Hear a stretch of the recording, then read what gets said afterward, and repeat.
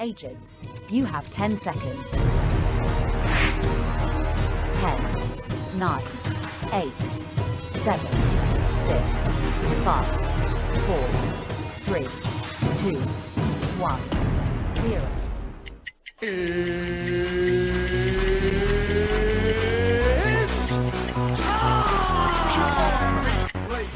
Second, 2 out, Palmero over the head of Jenks. Uribe charges, throws, out!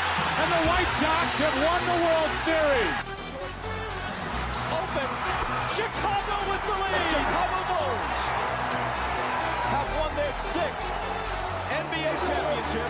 Under it, and to the middle with the 15, to the 20, breaks free of the 25, to the 30, to the outside, 40, midfield, 40, 30 to the coast, 20, 15, Hester 5, touchdown Bears! Time in 6 seasons, it's one goal achieved. The Chicago Blackhawks win the Stanley Cup. A little bouncer slowly toward Bryant. He will glove it toward Rizzo. It's in time, and the Chicago Cubs win the World Series.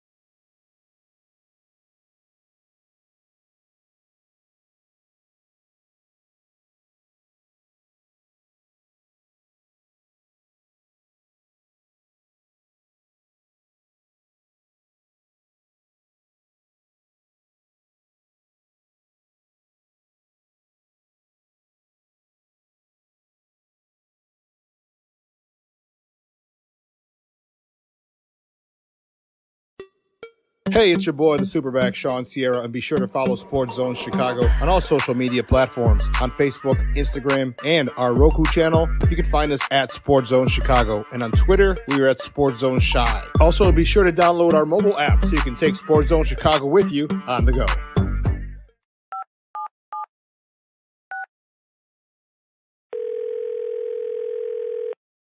Yeah, hello. I'm really not sure if this is what you all do, but I really don't have anywhere else to turn. Hi. I don't even know why I'm calling right now. I'm sorry. My thoughts are going a mile a minute. My kids are out of state. My buddies from the army are all gone now. I'm really alone. I left the service last year. My mom just passed away a few months ago. I miss so much time with her. I keep getting calls about the bills, and I'm trying to get a job, but I feel so stuck. Okay, ma'am. I'm glad you called. Okay, sir. Let's stay on the line and walk through some things. Thanks. Okay. Thanks a lot. Thank you. We're looking for a few heroes, mentors, trailblazers, innovators. A passion to change lives, spark curiosity, open hearts, and awaken minds. Help students answer the question, who am I? This could be your calling, but this is no job. It's the journey of a lifetime. Be a hero. Be a teacher. Every day we take steps to keep the people we love safe, but some health risks are easy to miss. Ticks hiding in the yard can spread germs, like the ones that cause Lyme disease. Mice searching for food can spread bacteria that makes us sick. Mosquitoes lay eggs in standing water and can spread West Nile virus and more. Cockroaches are drawn to water in the home, leaving behind allergens that can trigger asthma attacks. Common pests can threaten our health. Learn how to protect your family at pestworld.org. Mental health and learning disorders don't discriminate. 17 million children and adolescents in the United States live with disorders like anxiety, depression, ADHD, and dyslexia. Less than half get the help they need to thrive. Help the Child Mind Institute change these children's lives. Visit childmind.org.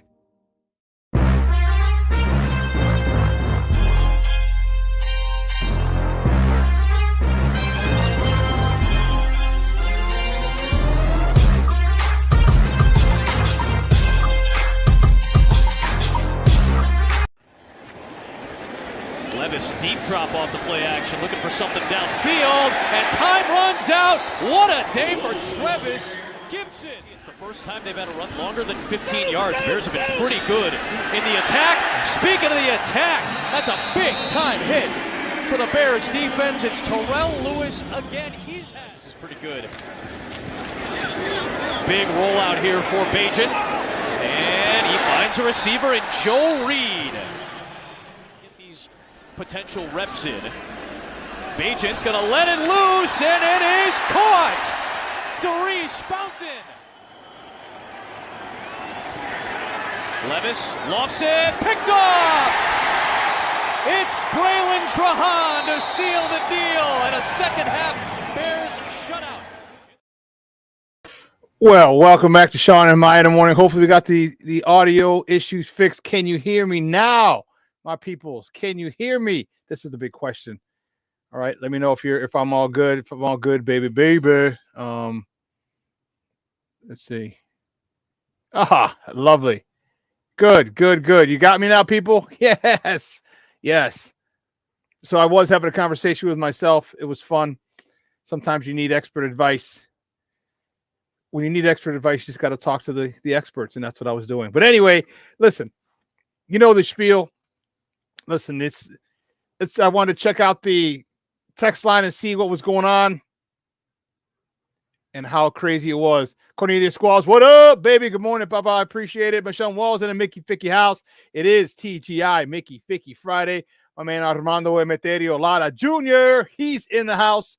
Man, Russell Webster, he's in the house too. Good morning, Papa. I appreciate it. Cornelius Squalls, yes. My man, and you know what's funny? My man Steve Slifka, thanks for tuning in. Great seeing you last weekend over at the South Lot. That was awesome. Check it out. And listen, I don't know a lot about a lot, but I know more of the usual suspects will check in as the show goes on. My man, if my man Armando Emeterio Lara Jr. is listening and watching, guess what? I'm pretty sure that means that Armando Emeterio Lara the fourth and Jeremiah are watching as well. So Dito and Jeremiah, good morning, guys. How you doing? How you doing? Listen, we have a phenomenal show at 10 o'clock. Our man, Eric Lambert from Sports Mockery is going to join us. We have a lot to talk about, a lot of Bears to talk about. They just finished their 2-day joint practices with the Indianapolis Colts down right outside of Indianapolis. And some good things, some bad things. I don't know. We'll see. Justin Fields has been, Matt Eberflus has made a decision on Justin Fields and many of the starters going into tomorrow's game. We'll talk about that as well with Eric Lambert. So we have a lot to talk with. Eric Lambert, 10 o'clock today from Sports Mockery. Don't forget, we got some baseball talk. The Cubs and Sox split the series. Cub fans didn't really want that, unfortunately for them. They wanted a sweep, and they should have got a sweep. They lucked out and got, I shouldn't say lucked out. They were fortunate and got a walk-off in the bottom of the ninth on Wednesday to at least take one. All right. It was, man, had they lost, had they got swept by the White Sox, it would not have been a pretty sight for the Cub fans in and around this wonderful country. So they'd have been pissed. We have so much more to talk about. We got Pat Fitzgerald back in the news again.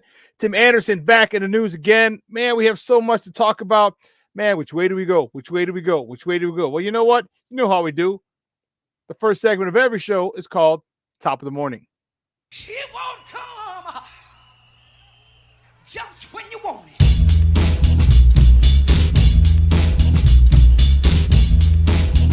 Top of the morning to you. Top of the morning to you. Top of the morning to you. Let's see, our first top of the morning topic. Where do we want to start?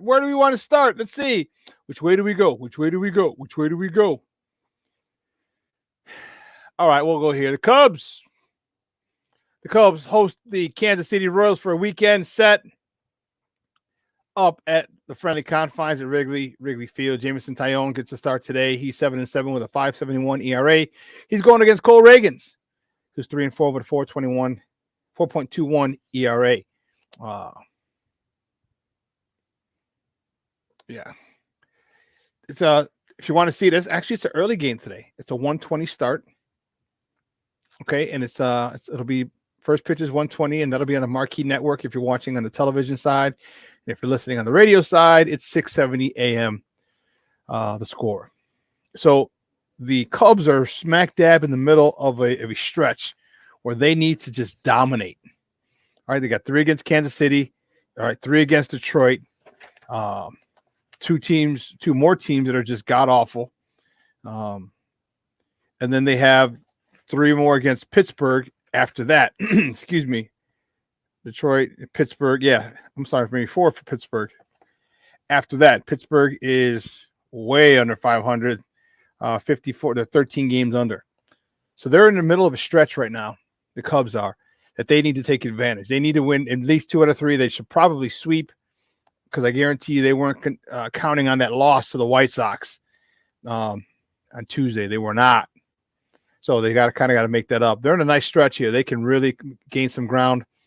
At the end of the month, they're going to face Milwaukee, and then at the end of the season, they're going to face Milwaukee again, the final series of the season. But this 12-game stretch or so to close out the month is very, very favorable for them, and they really need to take advantage of it in order for them to not just get the wild card, but they're going to have a good chance to take the division.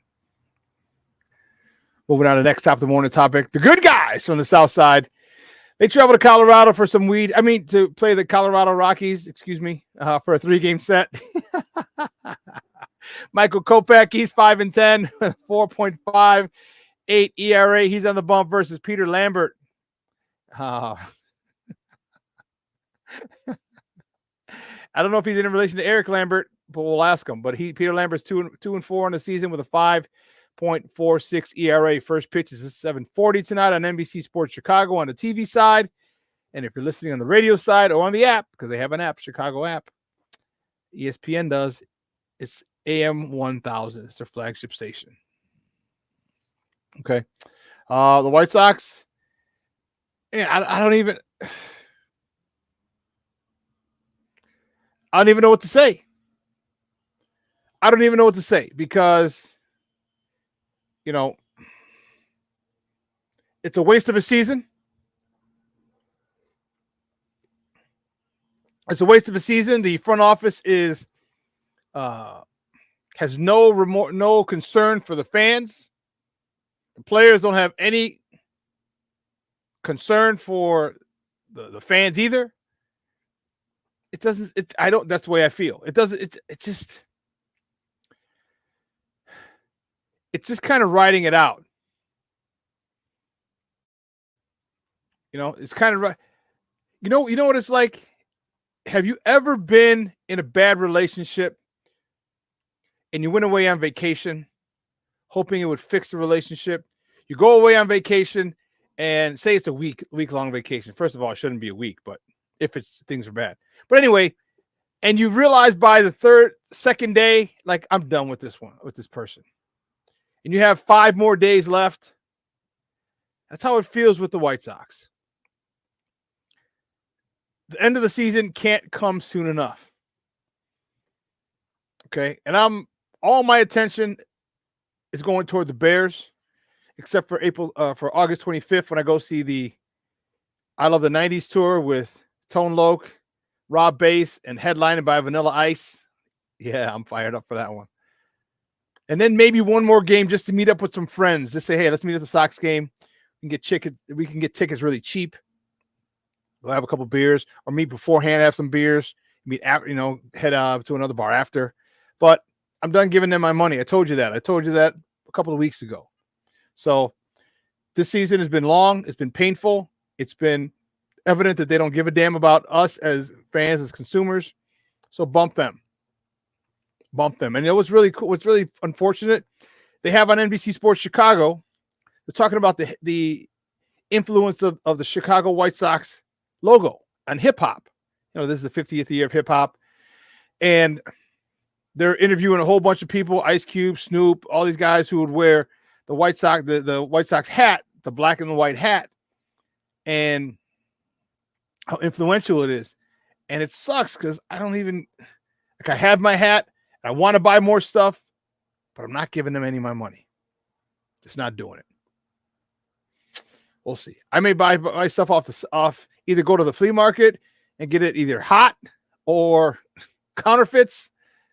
But until they're good again, I don't know if I'm going to buy an authentic hat or anything officially licensed. Yeah, I'm not doing it. My man, Luis Mejia. What's up, Baba? Good morning. Rise and grind. Good morning. It is a wonderful Friday.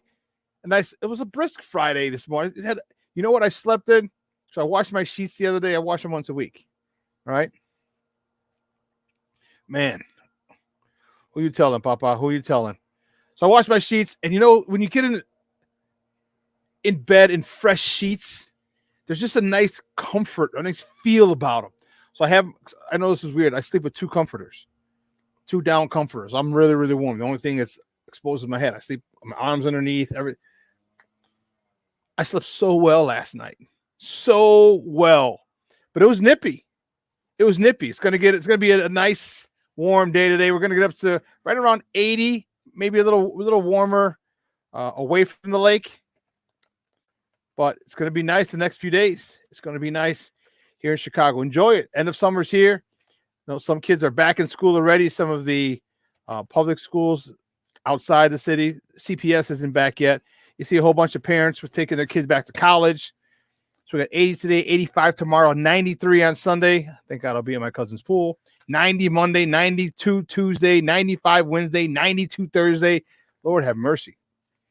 Whew, man. But I digress. The White Sox, it's just, it can't end soon enough. Nothing more, nothing less. All right. And sticking with the White Sox, the next top of the morning topic is Tim Anderson. Tim Anderson has, he appealed his suspension for the fight. Okay. And he got his suspension reduced from 6 games all the way down to 5. He got 1 game, and so he's going to start his suspension today. As I told you, I would love for them, the White Sox, just to shut him down for the rest of the year. I don't think they're going to do that. He's got a lot to work on. He's got a lot of soul searching to do. He has a lot of off the field issues that have seeped onto the field. Okay, and he's never really been right since the death of his best friend, who's the godfather of his daughter, his oldest child. He's never really been right since then, it seems like. And then he had, we know about the infidelity that he had. Okay, the child out of wedlock. I know that's got to be an issue, and I'm not sure. I can't confirm whether his wife is staying or leaving him. I know she was staying with him earlier, but I don't know if that's changed. It's got to be a lot. All right, it's got to be a lot for a guy to go through. And he's just having a bad year. All right, professionally, personally, and I just think it'd be good for him, for the Bears, the White Sox, to say, hey, listen, take the rest of the year off, get some help, work on your home life. All right, and then we'll see what happens in the offseason, whether they move him, whether or not, I don't know. But what he did is he released a statement about that issue, about the fight in Cleveland yesterday. And he said, I want to apologize to the entire White Sox organization, my teammates, managers, and coaches, and to the fans for my part in the altercation which took place in Cleveland. This has been an incredibly disappointing season for me personally and for our team. I will not get into the things that were said to me by Cleveland players both Friday night and Saturday, but those comments do not excuse my language or conduct. And I take full responsibility for my emotions getting the better of me. The Cleveland players are free to say whatever they want. I would just say that no one has more respect for the game of baseball than me. I look forward to returning after serving my suspension and finishing the season playing the best baseball I can to help my team. Well written. Okay. I still don't want him back for this season. Just take the time off, Papa. Take the time off. And whether you're a White Sox ever again or not, I don't know. I really don't. See, these guys, he's growing up. Okay, there's a lot of stuff that he's gone through, and he's made a lot of mistakes. And you know what? He's learning from them. And I'll tell you what, there's no better failure is the best teacher around. Let me tell you, best teacher around. Good luck to him, whether the White Sox bring him back or they give him the rest of the year off, whatever it is. I just hope he gets right with himself as a man, as a black man who was probably going to be the face of the black player in Major League Baseball before this incident. Whether it's going to happen anymore, yeah, I don't know. But you know what? Again, good luck. Good luck to him. The next top of the morning topic, I got a couple, but the next top of the morning topic, the captain, Jonathan Toews. The captain has said that he's taking a break. He's taking a break from hockey. He's not retiring. He's just not going to play in the 23-24 season. Interesting. Very, very, very, very interesting. My take on it is this. Retire already, dog. Retire. And on his Instagram post, he wrote, I cannot deny my love for the game of hockey and still feel the passion for competing at my highest level. However, these last few seasons have been very difficult considering my health challenges. My focus is to give myself the time and space to fully heal and enjoy life to the fullest once again. Along the way, I've met several people who have struggled with health issues pertaining to the long COVID, chronic immune response syndrome, and other similar cases that are quite complex. I now recognize the importance of one day sharing the details of my health journey with all of you. Thank you to all of you who have supported me and respected my privacy in the process. Listen, Captain, my Captain, you don't owe us a goddamn thing. You hear me? You don't owe us a goddamn thing. And I hear it. I understand, that you feel the need, and that's cool. That's cool. Bro, you don't owe us a Mickey Ficky thing. Okay? You took us on, you captained this team to heights that this organization has never seen before. Okay? It's never seen this type of success before, and you were the leader. So please feel free to retire. You'll retire a Blackhawk. They'll be shit. They might be making your statue right now. There's gonna be 2 other statues outside that United Center. Jonathan Toews, you're one of them, Captain, my Captain, and your running mate, Patrick Kane.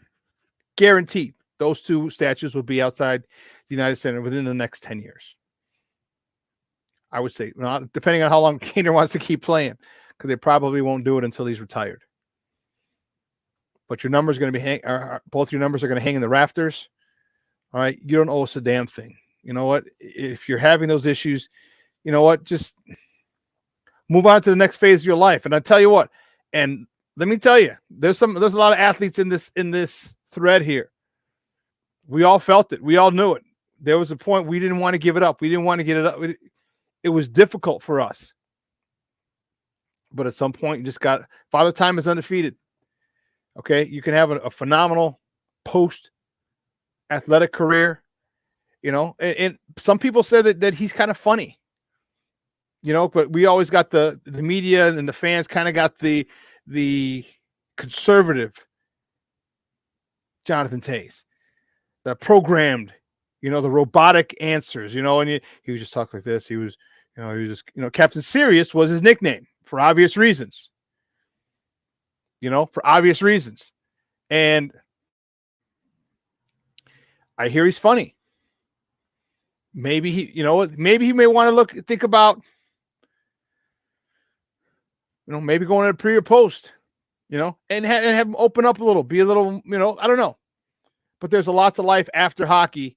And believe you me, you're probably most likely you don't have to pay for a damn meal or a drink in this town for the rest of your life for what you've done. Because if I ever see you out, I'm buying your ass a drink. You know what I mean? I'm buying you a drink. That run that you captained us to, 3 and 6 should have been 4, but that doesn't. Hey, was amazing. Nothing short of topped only probably by the Red Wings and the Edmonton Oilers. Because if we would have won that 4th one in 2014, Game 7 Western Conference Finals, puck deflects off Nick Leddy's jersey, past Corey Crow to the back of the net. LA goes on to destroy, I forgot if it was the Rangers or the Islanders. We would have destroyed New York as well. That would have given us 4 and 6 years. That would have put us smack dab in the middle of the talk with Detroit and Edmonton. We're probably a cut underneath. I say give it up. I say hang it up. Call it a career. And I don't think you want the long fanfare. You don't strike me as that type. He doesn't strike me as, well, I got to have the farewell tour. No, he doesn't seem like that dude. But if he wants it, he's more than deserving of it. So good luck. Good luck to you. I hope after the 23-24 season, you decide, hey, you know what? It is time for me to hang it up. And you do so. That would be, trust me, ain't no one, you don't owe us a damn thing, and no one got jack shit to say to you for if you decide to hang up, if you decide to play, it doesn't matter for what you've done for this town. we are forever indebted to your leader, to you as a player and as a leader. Well, listen, we're going to take a quick break, and on the other side of the break, there's a topic I want to talk about, and I want your input as well. Your input as well. It's highly debated. It's all over sports talk radio this morning. I was going to talk about it last night. I mean, it was part of the rundown anyway, but I heard it talked about this morning when I got out of CrossFit. I'm like, oh, perfect. I was going to talk about it, and I wanted to hear other people's opinions, and I want to hear yours. So keep it locked right here, folks. Shawn and Maya in the morning on Sports Zone Chicago.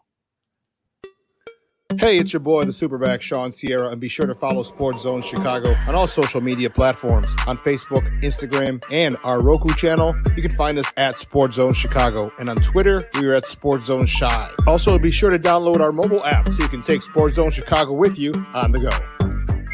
Time out. How are you feeling right now? Happy? Excited? Angry?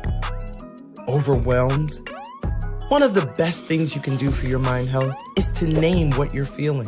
It can sharpen your awareness and help you talk about your feelings with someone you trust. Here are 3 questions to ask yourself. Where are your thoughts right now? In the past, the present, the future?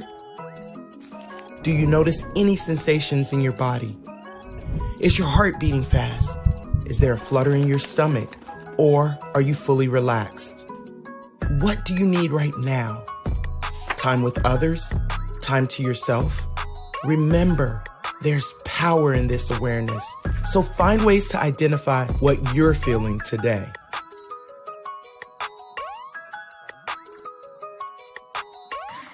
Hi, guys.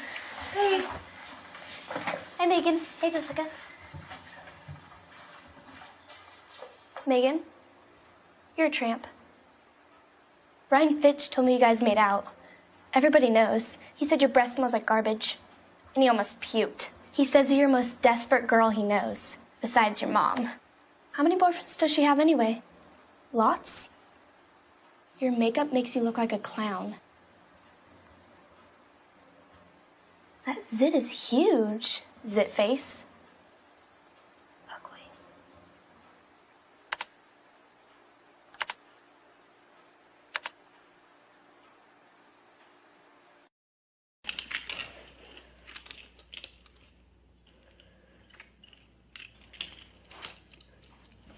Hey, bud, what you doing? I'm playing with cars. Cars? Can you show me what a car does? Whoa, whoa, whoa, whoa, whoa. Hold on a second. First of all, this is a school zone. So you need to put down your cell phone, stop texting, and let's get to driving. Now you're coming up to a stop sign, right? You need to slow down and stop before you hit that Y line. I want you to look left, right, left. You don't want to get hit by a car going on your left, and to your right to make sure you don't get sideswiped by a guy coming from your right. You're coming, and you see a crosswalk. You better slow your horses down, because the #1 rule of driving is always yield to pedestrians. Now stop, pull over, and you are done driving. Gosh, what do they teach you kids in school nowadays?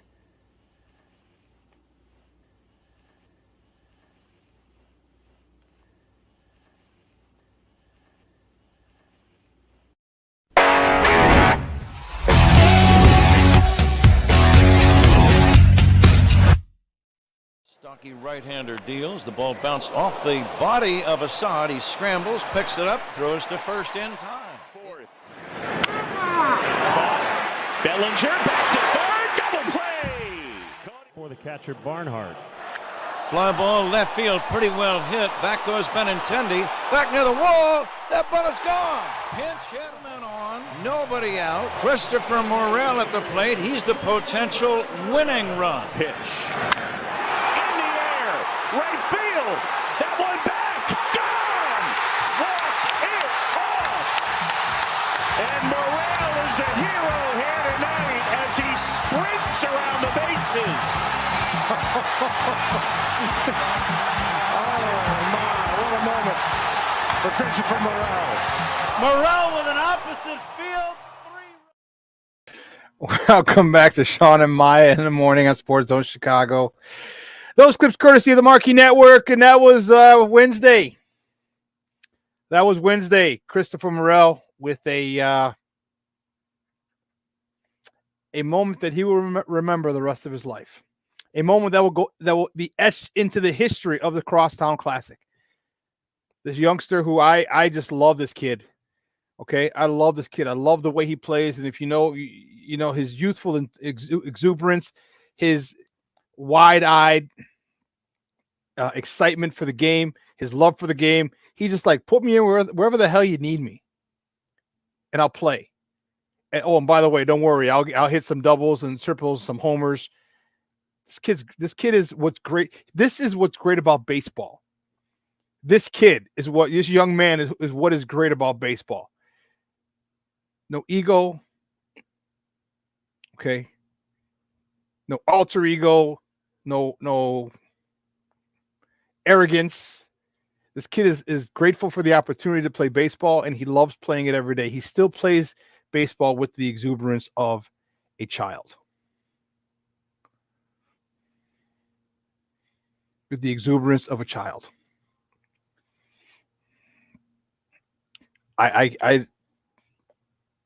No, you got a good one. You just got to settle in on a position with him, because he's got to be in the lineup every day. He's got to be. But there's a topic I wanted to talk about. We'll talk a little baseball to close the show, okay? But there's a topic that's going on, and it's been a huge.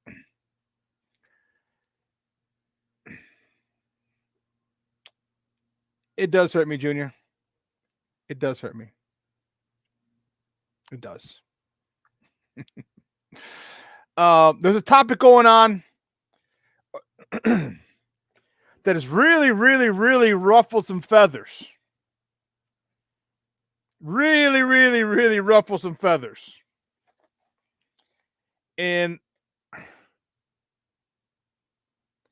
I'm not knowing how you feel about this. How to feel. Part of me, as a former player and coach, I feel one way. I'm not a parent, so I can't feel that way. I don't know. But Pat Fitzgerald is back in football. He'll be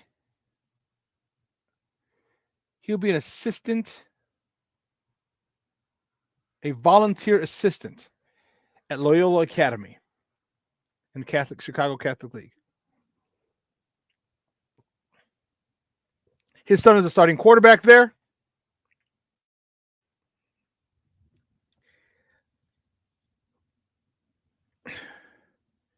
And obviously he has a phenomenal reputation because older son graduated from there as well. The young man who's a freshman at Northwestern. And a lot of people are having an issue with this.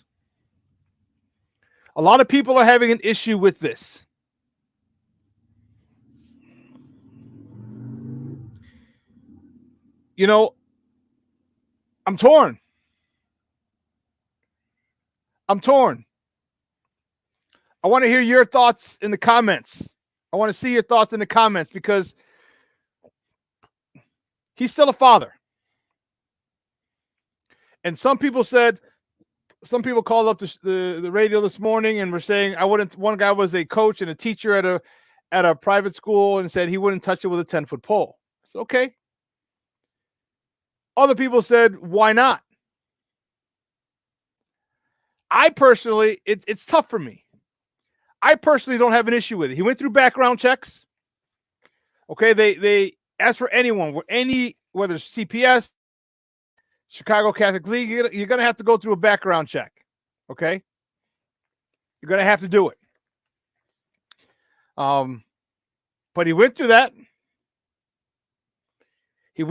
And came out on the other side.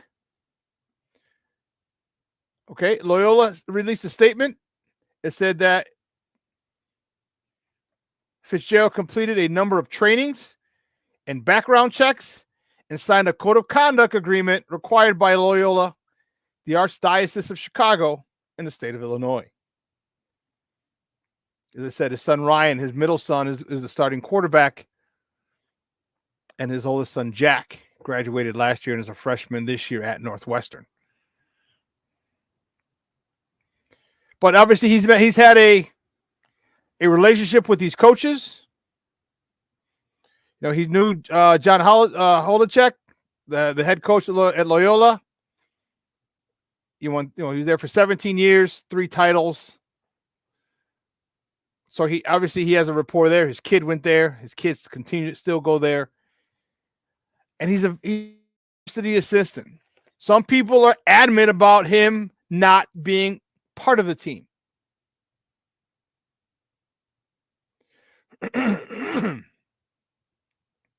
What are your thoughts? Because my thought is this. If he wants to be a father and coach his kid, let him coach his kid. He signed a code of conduct. That was required by the city, the state, the Archdiocese of Chicago. And he is not in charge. He has no control over the culture of that particular program.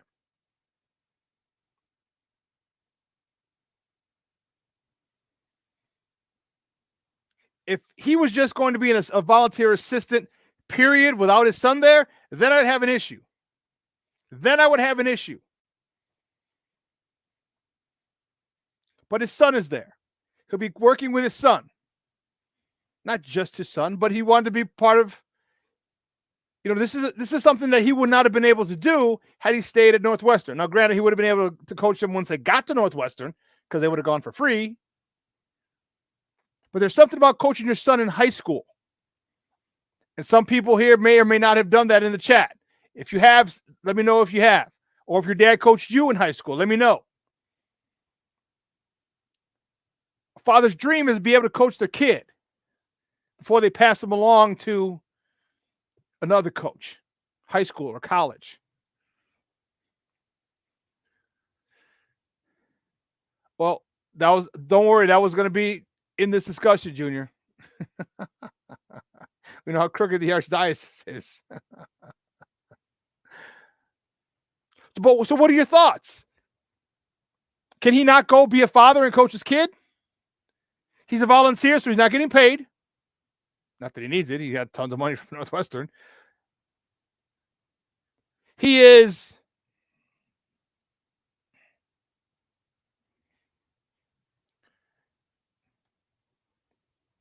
under investigation. There's double-digit lawsuits for the program he ran, against the program he ran. Although there was over 1,000 former Northwestern athletes sent a letter condemning hazing while defending the school's culture. Tons of people backed him up.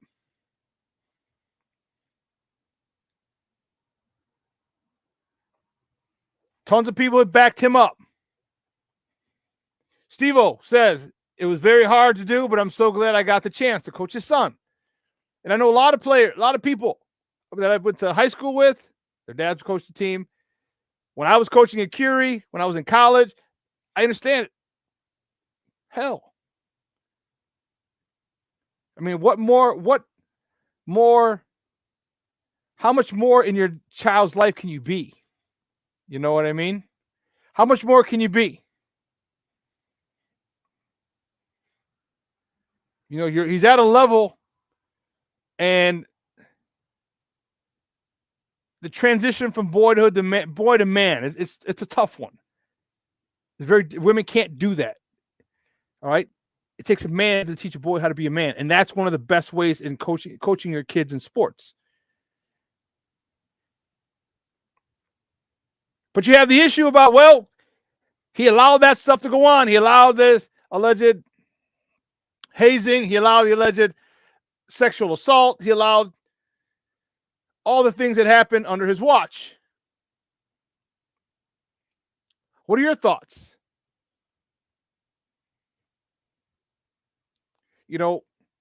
My thought is, I have a couple of things. I think he should be able to coach his son because he doesn't have control, because he's not the head of the program there, because he had to go through all these background checks and everything else like any other coach would, or any other parent volunteer coach would. I'm okay with it. I'm okay with it.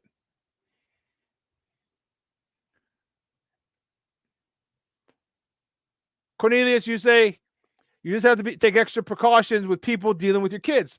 I agree. I agree. I agree. So, but where do we draw the line? Where, the thousands of players who stand behind Fitz, let's not forget those guys. All these allegations of hazing and everything have come about. What about the thousands and thousands of players who have phenomenal experiences, who learned from him, who he helped become men? So we're just going to discard them because of the minority? And I'm not saying that stuff didn't happen. I'm not saying that at all. What I'm saying is that if he's a horrible person for allowing that to happen, having it happen under his watch, then how good of a person, how much is it balanced that of all those people who stand behind who have his back, all the people who stand next to him and say, hey, I had a great experience, he did this. Because they don't have to have a great experience. They can just have a good experience, an average experience. And these guys are saying they had a great experience. So do you not, is it okay? Luis says everyone deserves a second chance. I agree. Some people think it might be too new, too fresh, too hot for him to be around kids. I don't know. Again, he doesn't have control. At any particular point, he can be dismissed. And it doesn't have to be the football coach that dismisses him. If too much pressure comes, guess what? The principal will dismiss him. Hey, you got to go. Might not even let the head coach make that decision if things get too hot.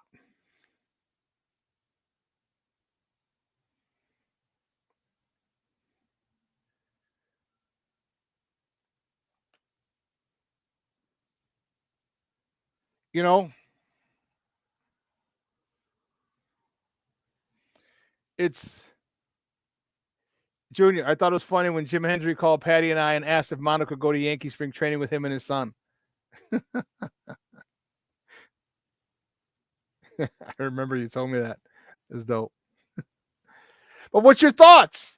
What are you thinking? Do you think, are you on the side where, nope, it's too soon, can't do it, let it die down?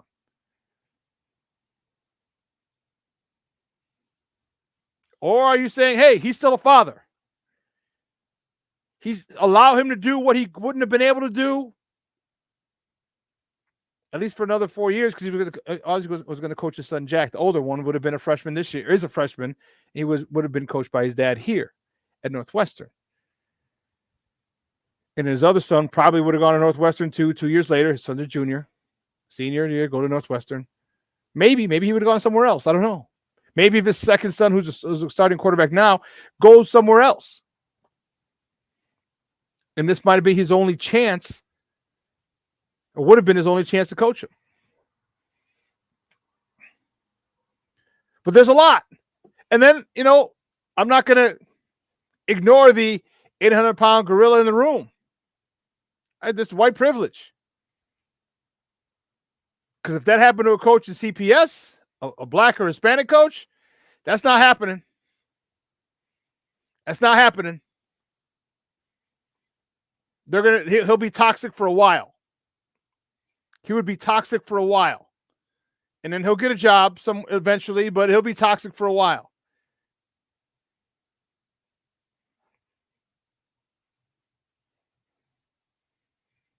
But I think he's enjoying that privilege that some people don't or would not be able to enjoy. Fitz was a good guy. I had many interactions with him when he came to recruit players of mine at Curie. His dad is a St. Rita alum. We got to talking about that. But let's not get it twisted. The coaching carousel, the coaching fraternity is very incestuous. Okay? Very incestuous. And the the networks that people have, and he's been there for 17 years, 20-something altogether as a player, a coach, a player, assistant coach, head coach. Okay, over half of his life he's been at Northwestern. You don't think he has tons of coaching colleagues who can get him a job? You know what I mean? Like he's got, and this just worked out for him. He can say, hey, listen, I'm not in a really big coaching. He wanted to do it under the radar, but you're not going to be under the radar. This is too hot. Junior says, I think it's his son, and it's his son, and he should be able to coach him, and he hasn't been proven guilty yet. No, he hasn't. The investigation is still under. But some people may not want him there because the investigation is ongoing. Listen. There was nothing criminal. Well, I mean, okay, I'm not sure. There's no abuse, no physical abuse, no assault, no sexual assault or abuse. If it was something different, then I'd have a different stance. I think he should be able to coach his son. Okay, not just any old willy-nilly high school. Just I miss coaching. I want to coach. No. This is his son, and you get to control who he's around. You get to control what players he's around. Like, hey, if you're with just your son's position group, that's it. You and the quarterbacks, that's it. Guess what? You're not going to be with the only one around them. Because we got the offensive coordinator. You got a whole bunch. You got other people who are going to be a bigger part in his development. He just wants to coach his son. But don't get it twisted. He is benefiting from a privilege that people of color most likely wouldn't have. The big, nah, homie, you chill. Let shit die down, and then we'll go start coaching at a Pop Warner League and then get back into high school and college later. So it's a slippery slope. Do you think it's okay for Pat Fitzgerald to coach his son at Loyola? Put it in the chat. Let's talk about it. As I said, because he's coaching his son, it's not just a gig to get back into football, which it is a gig to get back into football, but he has that shield. This is my son. I want to coach my son.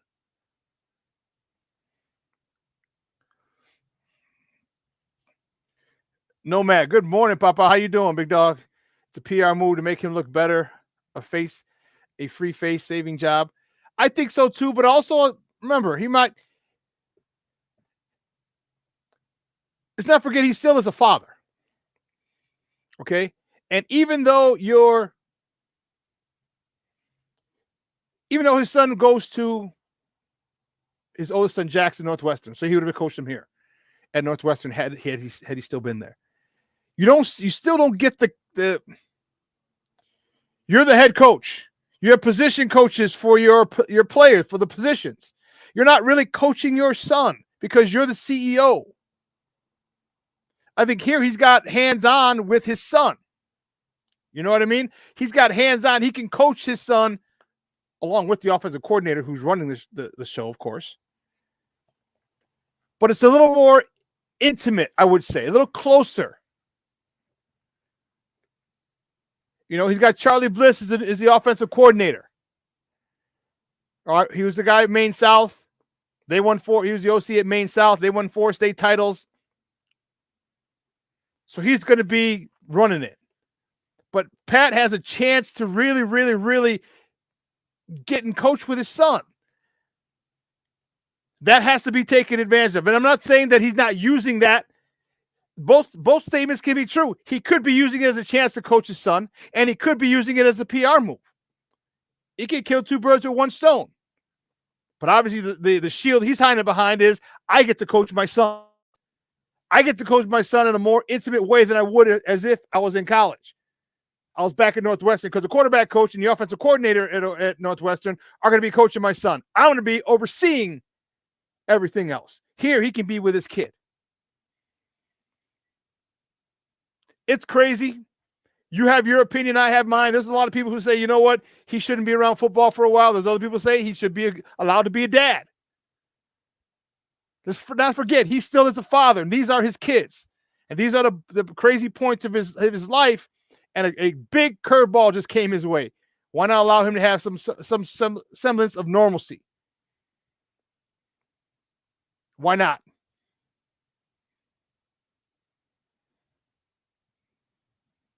Why not? Well, so we got to take a quick break. And on the other side of the break, we're going to welcome Eric Lambert from Sports Mockery. Whew, we got some Bears to talk. I am fired up, baby. Fired up.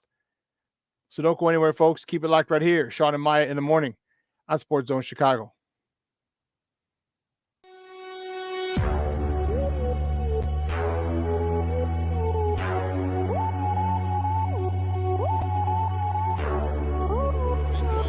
To run for 17, back he goes, here comes Chubb, there goes the ball, touchdown, Mooney!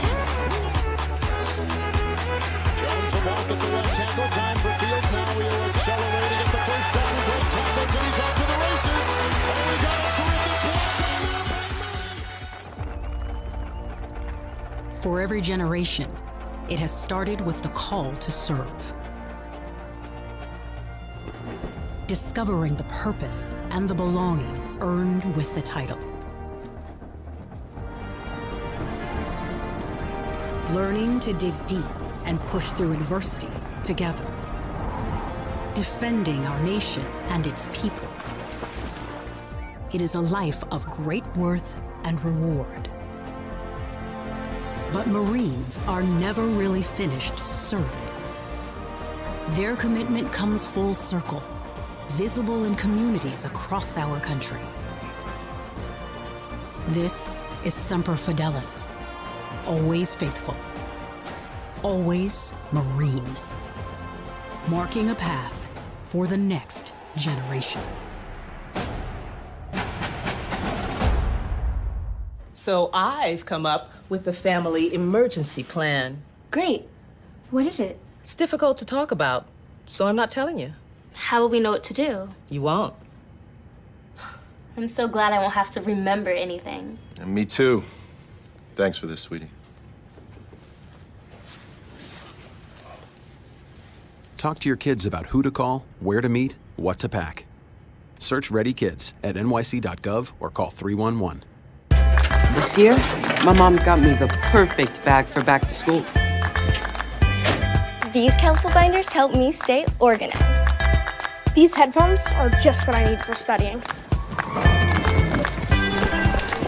These new sneakers are just what I need for the new year. This jacket is a real must-have. My parents got me the skateboard I wanted. It's pretty cool. These scissors really come in handy in art class.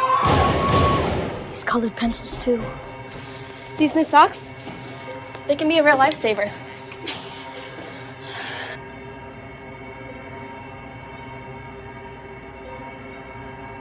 I finally got my own phone to stay in touch with my mom.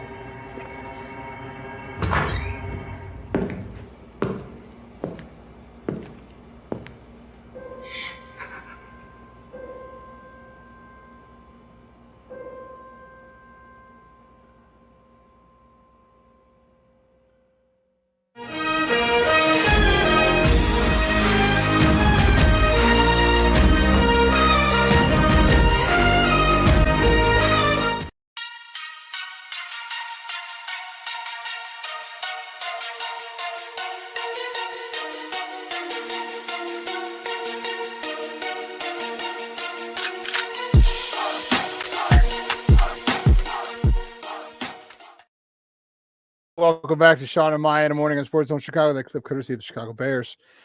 That was practice. That was a joint practice with the Bears down in Indianapolis, taking on the Colts, and they will play them tomorrow in their second of 3 preseason games this year.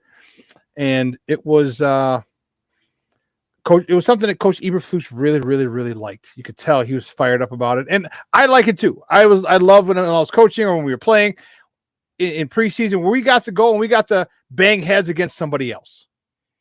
All right, it's so much so much more fun because you're fighting the same guys over and over and over again, And if the matchup is bad for you, it can make you look bad. If the matchup is good for you, it can make you look good. So it can be a false representation of how good you are, or it could be a false representation of how bad you are. Because you're facing the same guy. So when you face fresh blood, guys who don't know your moves, don't know your strengths, your weaknesses, you get to really show what you got. Eberflus, I think, really loves this. And we're going to talk about this with our next guest. He is the writer. He took time out to writing one of his 6 articles that he's going to write by noon for Sports Mockery to come and talk with us. Find him on Twitter at Eric Lambert1. Guys, welcome back to Shawn and Maya, our guy, Eric Lambert. Eric, good morning, Papa. How are you? Good morning, my man. It's good to be back. Sorry to take you away from writing articles, but I appreciate it. I can always find some time here and there. Great stuff. Guys, make sure you check out his article. He does, because you usually put out 2 or 3 a day now the season's going, or how many you put out a day usually now? Around 5 or 6, depending on how long each of them are. I undersold you 2 or 3, 5 or 6. Okay, good stuff. Well, trust me, I'll be sure to check them out later today. But they just got done in practice. 2 joint practices today, or 2 joint practices this week. Chill today, game tomorrow. Your thoughts on the joint practices, and your thoughts on what you've heard and what people have been writing about these joint practices with the Colts.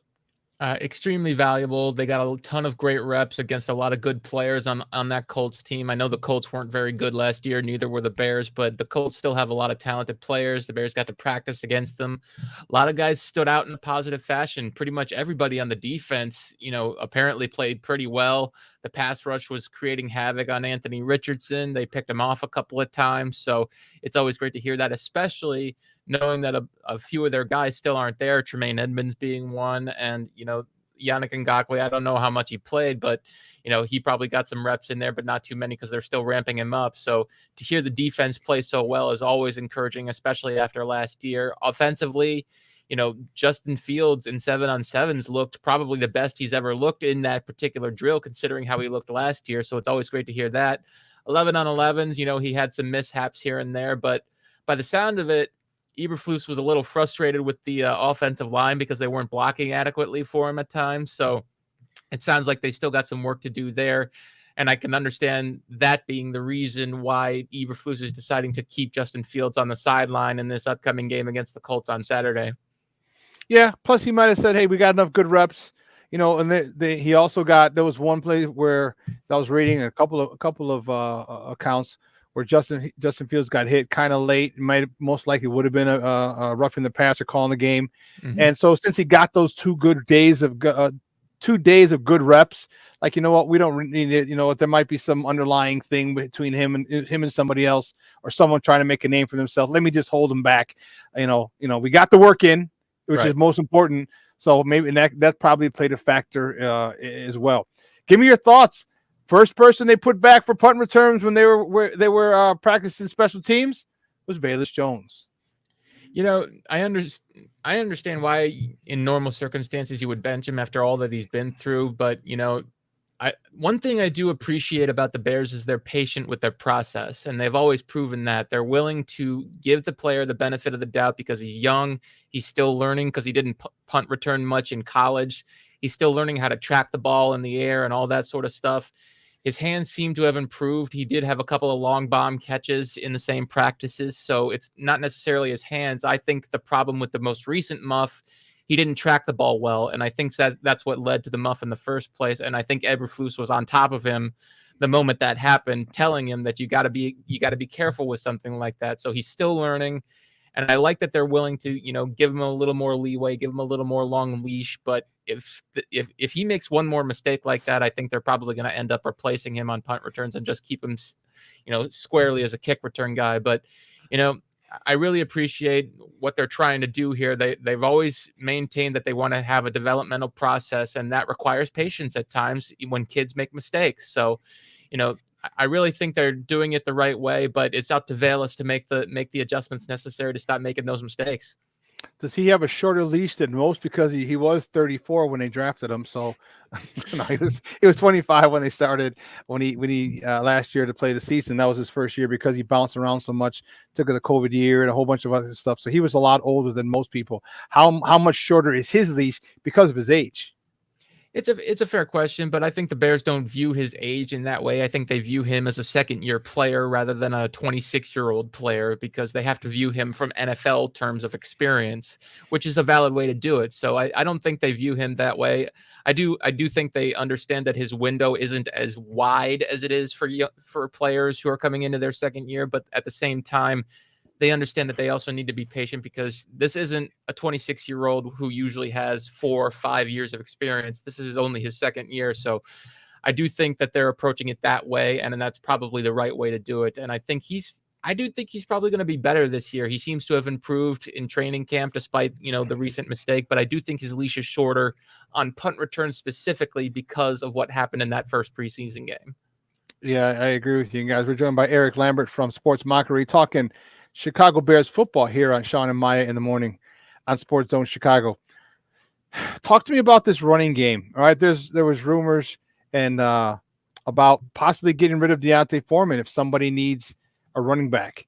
Are you happy with this running back trio? Would you entertain maybe a trade for D'Onta Foreman because he's only on a 1-year deal anyway? And if somebody gets hurt in camp, he's on a cheap deal as well. He's not making $10-12 million. It's very, very affordable. And it's a guy who had 900 yards last year, a guy who's looking for a bounce back year. Talk to me about that running back room and D'Onta Foreman. I think it's exactly what the Bears were hoping for because all three of their top guys, Herbert, Foreman, and now Rashawn Johnson, have all looked good in camp, and they looked good in joint practices. Rashawn Johnson got great attention. Cole Kmet's been singing his praises nonstop. Foreman had a big run. Herbert had a big run. So I think the Bears are exactly where they want to be. I don't think they'd entertain a trade idea. They signed him for a reason. They think he's a good fit for this offense, and they've been seeing, evidence of that.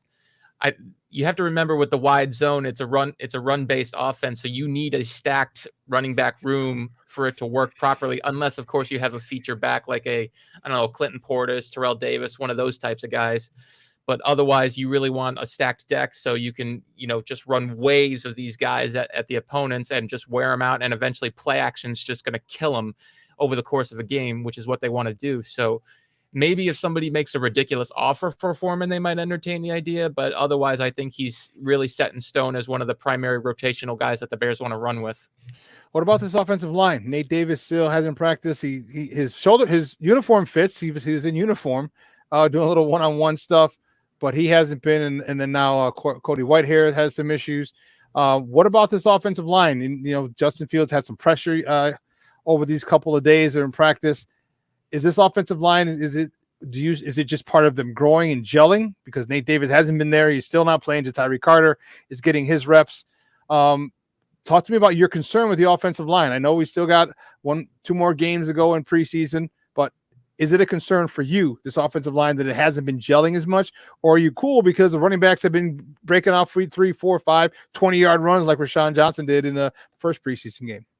I'm not worried about the running game. This scheme has always been great about, generating rushing yards. And I think their offensive line is well suited to that. I think they're going to run the ball just fine, especially with the threat Justin, presents. So that I'm not worried about. My concern primarily is with the interior pass protection, because that seems to be the primary issue that keeps cropping up over the course of these practices. And that's because of lack of continuity. Nate Davis has been missing a lot of time because of whatever injury he has. I'm not sure. The good news is he returned to team drills in this last practice, but at the same time, Cody Whitehair goes out with a hand injury. So continuity is a big issue right now for that interior trio. Ironically, Kevin Jenkins is the only one who's been pretty much consistent throughout. The one with the worst injury has been the healthiest. Yeah, exactly. So it's one of those things where you really need continuity, especially on the interior, because Justin, if he's going to function properly, needs a proper pocket to throw from, and interior pressure ruins that more than anything. I'm really encouraged by the way their tackles have played. Darnell Wright and Braxton Jones looked great in their limited time in the preseason. They seem to play well in the joint practices. They're both young. They're both athletic. They both can do pretty much anything you want them to. They still have room to improve, obviously, but I really think those two form a really encouraging tandem for what they're going for this year. So I'm excited to see them play some actual games. Yeah, you and I both. It's going to be it's fun, to see these youngsters, and we might have tackles for the next 10 to 12 years, and how awesome is that to finally have those two bookends settled, because it's to find those two bookends. I mean, not very many NFL teams have two good ones. No, trust me, I'm not putting our guys in Canton or all pro status. I'm just saying they're good. Mm-hmm. All right. How many teams in the NFL have two good tackles? And so it's if we're ahead of the game at that particular point. So I'm really, really happy with what Ryan Poles has done, how he's constructed this team, him being adamant about constructing it his way. The hell with what me, you, and everybody else says. It's kudos to him. The switch sides of the ball. Defensive side of the ball, there's some guys who still aren't playing. Tremaine Edmonds isn't playing. He's a big free agent acquisition. But then they brought in another guy. Talk to me. Are you concerned about Tremaine Edmonds, or is it just, like Coach Eberflus said, he should be ready for week 1? I'm not concerned about Tremaine Edmonds. We already know what he is. He's a great player. He's a 2-time Pro Bowler. He's in his prime. I think the Bears are just being cautious with him. That they saw enough early in camp to realize, yeah, this guy's a stud. So we don't really need to, push him forward with anything. He knows this type of defense. He knows what he's going to do. So he's that kind of talent where you don't have to worry about him practicing too much because you know what you're going to get. So no, I'm not worried about him. TJ Edwards has been healthy. Noah Sewell's really been standing out, which is great to hear. He's looking more like the guy he was in 2021, which makes me wonder what happened last year wasn't just scheme related. It was probably injury related too. He might not have been playing completely healthy. Now he is. He looks faster. He's instinctive. He's getting pressure on the quarterback a lot because he's blitzing. So that's really encouraging. And I really love their depth at linebacker as well. Micah Walker, they just signed from Atlanta. I think he's a great pickup for a depth piece. So, I really love the way they've constructed that entire position. And I fully expect Edmonds will be 100% ready to go come week 1 against the Packers. Yeah, and then also let's not forget that just because the guys are backup doesn't mean that they can't be in specialty packages. Like, if you get a NASCAR package, or if they throw in a couple of tight ends, you could throw in an extra linebacker in there. You know what I mean? There's a lot of different ways that you can use. Like I personally, I'm hoping Coach Williams sees Noah Sewell, because Noah Sewell's come off the edge before. He's rushed before he had the system change, at Oregon. That was a real big hindrance to him. But man, imagine him and someone and Yannick Ngakoue coming off the corner and them stunting. I mean, things like that get me excited as a former defensive coordinator. Like, you got studs. You can go to slim down the NASCAR route and really, really, really put offensive lines in a bind, because you're going to get guards who are dealing with guys who they're not used to dealing with those fast guys. Big, strong guys, yeah. Big, explosive, powerful guys, yeah. But faster guys, that could be an issue for some of the offensive linemen that they may face. Talk to me. Let's move one level forward. Talk to me about that defensive line. Yannick Ngakoue didn't play. They're still ramping him up. But talk to me about how you feel about these youngsters. Javon Dexter is looking good, has had a really good camp. So should we call him Sack Pickens, SACCH, Sack Pickens, after his sack in the preseason game 1? You had a sack from Bell, the kid from Kennesaw State. You had, these youngsters. Talk to me about the defensive line and the interior. And Mr. Walker outside said, "Hey, don't forget about me. I know we got Yannick Ngakoue, but I got some skills too." Talk to me about that front line and what kind of production you think they may have this season. The most important thing I noticed about this defensive line is their depth is so much better, especially along the interior. Andrew Billings, I think, is going to be exactly what he's been forever, which is a really solid nose tackle. He's going to stop the run. He's been doing that his entire career. So that's great. Justin Jones, I think, will still be a quality interior pass rusher presence and a good leader. He's really emerging as that, which is something that they really needed up front. And then Javon Dexter and Zach Pickens have really look like they're ahead of the game in terms of their development. Pickens had the sack against Tennessee, which was awesome. And what really stood out about it was he wasn't unblocked. He was double teamed, and he still split it using his length, using his speed, and got him from behind. So that gave you a glimpse of what the Bears see in him in the future. He's not there yet. Same as Javon Dexter. Matt Eberflus said it perfectly. their problem isn't talent. Their problem is consistency from snap to snap. And they're not there yet, which you would expect with rookies. But the fact that they're already making these types of plays early is a great sign for what they're probably going to be, midway through the season when they start to figure out how to go from week to week, how to prepare properly, all that sort of stuff. So it's really encouraging to see them at this point already. And I really think their talent is going to carry them forward to something. I don't know if they're going to both be stars, but I think they're at least going to be good rotational pieces for the Bears. And I definitely think Dexter has the capability to be something special if he fully unlocks that potential of his. And DeMarcus Walker, I think his vocal presence alone was worth signing him, because he's clearly fired them up way more than anybody could have last year. This defense is flying on every single play, and you can see it from practice to practice. They're jawing, they're flying to the football, all 11 bodies. They look more and more like that Lovie Smith defense that they had back in the 2000s, all 11 hats to the football. And he's a big reason why. He's pushing everybody. He's telling everybody to work. He's firing them up, and they needed that kind of vocal presence. So I really love what Ryan Poles has done and Matt Eberflus has done in rebuilding that defensive front. I still think they're lacking a true superstar, but I fully expect them to be way better as a unit than they were last year. Okay. My guy Cornelius wants to know, do you think they've solved their issue at the D end or the edge rusher? For this year, I like Yannick Ngakoue. I think he's a really solid pass rusher. He's going to probably get you 8 to 10 sacks, which is great. But, in terms of a true all-around star player, I still think they're lacking that. I don't quite put them in that category. But in terms of fitting everything they need this year, they've checked all the boxes. They've got their speed rusher. They've got their power rusher. Their interior presence is good. I still think they need that true 3 technique. I don't think Justin Jones is going to be that guy. I don't know if Pickens or Dexter will be that guy, but you need a Quentin Williams or somebody of that caliber to truly take this defense to the level that you want them to get to. And I still think they're probably a year away from finding that. Yeah, so we just got a roof. Let's go Carolina. Suck up the joint. Let's go Carolina. Hell yeah. Let's go. Let's move to the back end. You know what? You talked about them being a little more active, being a little more aggressive. And I think it started with that secondary. Last year, they were definitely the strength of this team. Eddie Jackson was back last year, and he looked really good before he went out. The rookies, Kyler Gordon looked really good after he cut his teeth. He went through trials and tribulations early until he got his footing, got accustomed to the NFL. Jalen Johnson still is a stud. Talk to me about that back end, because they added some pieces. All right, they added some pieces who fit right in. Guys are big, physical. They had that swag as well, and they really, really like to make big plays, not just tackle, make plays, turnovers, picks. These guys are playmakers, not just tacklers, but playmakers. Talk to me about that back end and the competition from that other corner spot. Mm-hmm.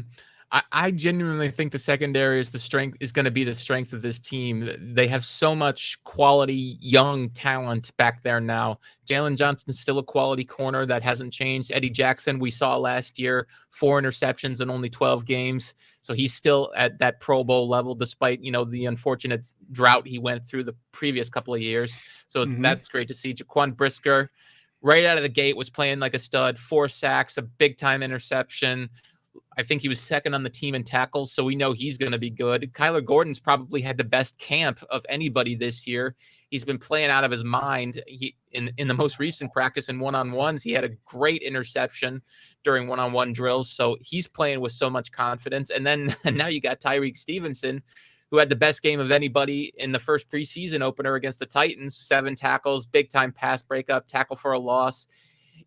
He seems like that Cortland Finnegan type of guy, that pest that everybody hates, that is going to play with so much fire and intensity. And I really love that about him. I think he's going to be a perfect fit for this defense. And then on top of all of that, you've got Terrell Smith, who's also been having a great camp. The other rookie that they have, unfortunately, he didn't get to play in the preseason opener because of an injury, but he's back now.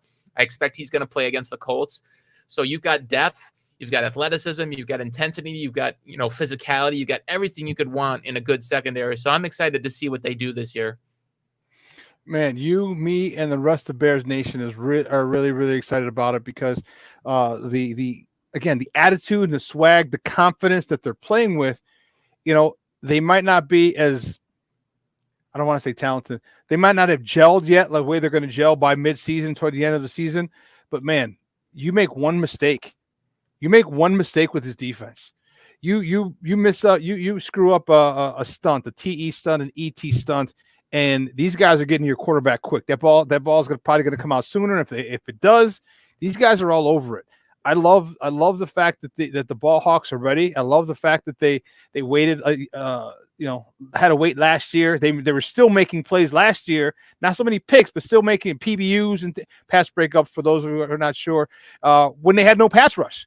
Now they got an Ngakoue. Now they got a Walker. Now they got guys in the interior who can collapse the pocket, who can from the inside and the outside. This ball's going to come out a lot sooner, a lot quicker than many quarterbacks want.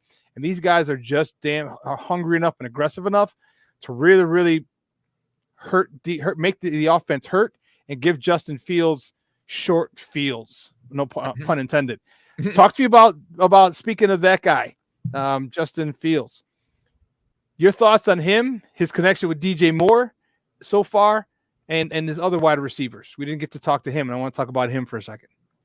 Justin, I expect a much improved year from him. If the offensive line is even slightly better than they were last year, I think this cast of weapons that they've put together for him is going to make him a far better passer than he was a year ago. DJ Moore, you don't really need to say much. He's an absolute stud. The fact that Ryan Poles got him in that trade is an absolute steal already, and he hasn't even played a meaningful down for them yet. He's going to make life so much easier for Darnell Mooney. He's going to make life easier for Chase Claypool because he's going to be drawing coverages his way because he keeps getting open. So that alone will be a big help.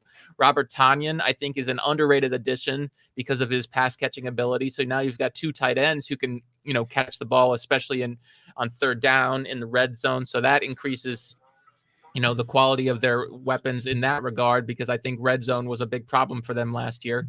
So all in all, I really love what they've pieced together in terms of the weaponry for Justin. So if he gets the protection necessary and he is able to stay in the pocket more rather than having to run for his life like he did last year, I fully expect him to have, I don't know about an MVP season like a lot of people are saying, but I expect him to be considerably better as a passer. I'm talking 3,500 plus yards, probably 25 touchdowns in that range, which I think would be outstanding in terms of improvement for him and a great step forward and, confirmation of what he truly is, which is a top flight quarterback in this league. I think he can be.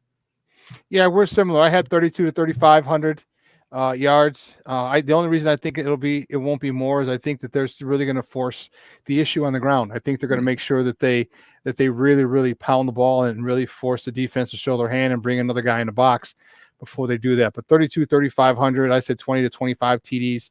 So yeah, we're right on pace. And I think that's for him. If he goes beyond that, I mean, that's great. If he goes beyond that, it'll probably be because of the defense, giving him short fields, giving him, 30, 40, 50 yards to go for a touchdown. And you just can't give good quarterbacks. And I believe Justin is a good quarterback on the way to be a great one. You can't give good quarterbacks short fields. You just can't. That extra 20 or 30 yards makes a whole lot of difference. And the more often we get shorter fields, the more often Justin Fields can use the body of a Chase Claypool, because Chase Claypool is never going to be doubled. They're never going to double team him. Darnell Mooney, they're never going to double team him. All right. Because if you do, well, then we all know who the ball's going to, and that's number 2. So there's no way in God's green earth that defensive coordinators can ever not double team or shade a safety over to DJ Moore. And that's why you mentioned you congratulated Ryan Poles, because that's why he got him. So now everybody else can eat. And just when you think about it, here DJ Moore can still eat even with the double team. Yep. Man, this is awesome. I love, I've said it ad nauseum. The competition that Ryan Poles has created at every single position group is literally insane. And not to say that we're perfect, because I think we need a 3-tech as well. But we got 2 first-round picks next year. We can go address that next year, and I think it's going to be a phenomenal season, and it's going to be one to watch. It's going to be probably the most exciting one we've had probably since Cutler was with Forte and Marshall and Jeffrey, and since those years. So it's going to be awesome, man. Hey, Eric, great stuff as always, buddy. Do me a favor, though, before you go, let everyone know where they can find you work online. You can find me at sportsmockery.com, as he's so fond of saying every time. I write there all the time, 5 to 6 articles daily, so you can always find something good to read. And if you want to talk to me about football, at Eric Lambert1 on Twitter, or X as we call it now, I guess. And yeah, feel free to hit me up, and we'll talk some football. Eric, great stuff, Papa. I appreciate it. We'll be in touch soon. Anytime, Shawn. Thank you. Guys, that's Eric Lambert from Sports Mockery joining us, talking Bears football. I'm fired up, man. I'm really, really fired up. This is a situation where, we are in a good spot. We're in a spot where we haven't been in a long time. We've been in spots where the team has been okay or been good, but look at the depth. It's not just the depth. Look at the youth. See, back when we had Cutler, Forte, Brandon Marshall, Alshon Jeffrey, all those guys were veterans, 26, 27, 28. Not old, just veterans. These guys are young. These guys are 22, 23, 25. Look at this. This team is built for success over the next decade. Built for success. And something we haven't had here in Chicago. A team built for success. Young talent. I mean, we saw the trials and tribulations that Kyle Gordon went through last year. Jaquan Brisker. Okay, we saw it. Okay, but we knew that had to happen for them to get to the point now where they're at. Kyler Gordon is playing with some unbelievable confidence. And then I think after Coach Eberflus gave him the nickname Spider-Man, I think his confidence is even higher, is greater if you can even fathom that point. He's jumping up, giving people spider webs and stuff. I mean, he's loving it. He's loving this defense. He's loving his teammates. He's loving the defensive side of the ball, this group that he's playing with. He realizes he can be part of an extremely, extremely, extremely special defense. All right. Any guys out here who play defense, you know how it is. You want to get, not only do you want to get the ball back, you want house calls. All right. You want house calls. All right. So you go right back on the field. All right. Talking that same shit again. Like, oh man, am I going to get another pick on you? I thought you were quick, dog. How come you didn't catch me? What happened? What happened? Where you were? You know what I mean? There's so many different coaching defense. Remember, I played running back my whole life. Coaching defense gave me a little more of an appreciation for that side of the ball because I hated defense. I hated them because they're always doing dumb shit like knocking the ball out of your hand after you get up from the ground, or just stupid stuff that will get under your skin. But when I started coaching it, I understood. It's an attitude, a swag. It's anything you can do to get an edge in your opponent. And it's just great to see. Well, listen, let's take a quick break. And then on the other side of the break, we have more sports conversations. So don't go anywhere, folks. Keep it locked right here. Shawn and Maya in the morning on Sports Zone Chicago.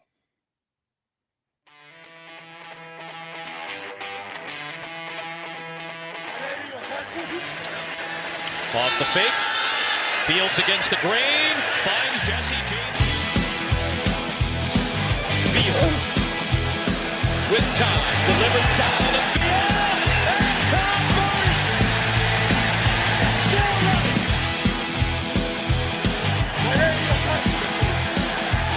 Made one way and Fields stumbling. Trying to cut it back. Justin Fields making magic happen. There goes Fields. Touchdown.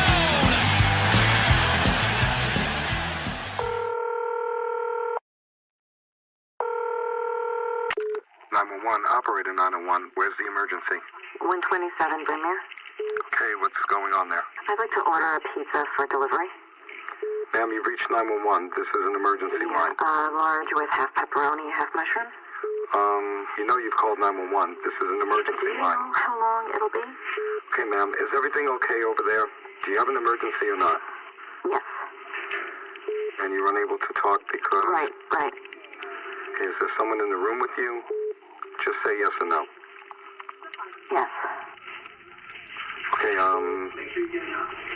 it looks like I have an officer about a mile from your location. Are there any weapons in your house? No. Can you stay on the phone with me? No. See you soon. Thank you.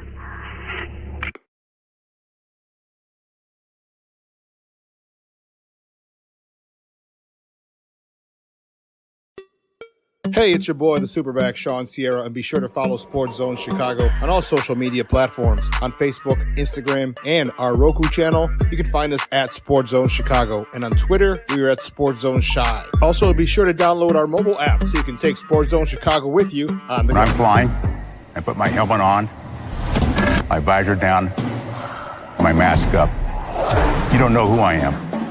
Whether I'm African American, Asian American, Hispanic, white, male or female. You just know I'm an American airman kicking your butt.